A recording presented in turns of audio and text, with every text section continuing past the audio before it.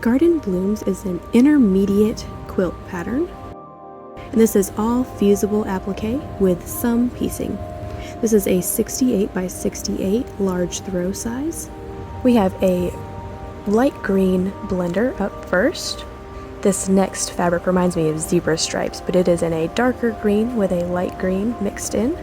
The next is a viney looking green batik, and we have a light green, what I like to call a starburst, and a dark green to match. And we also have a speckly starburst in a green, and we also have what looks to be like succulents on a green background.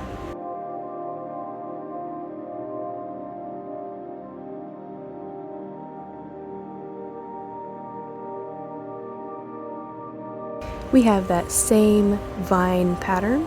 This is a off-white or cream, and our succulent pattern back also in a cream, and a blender in a light yellow.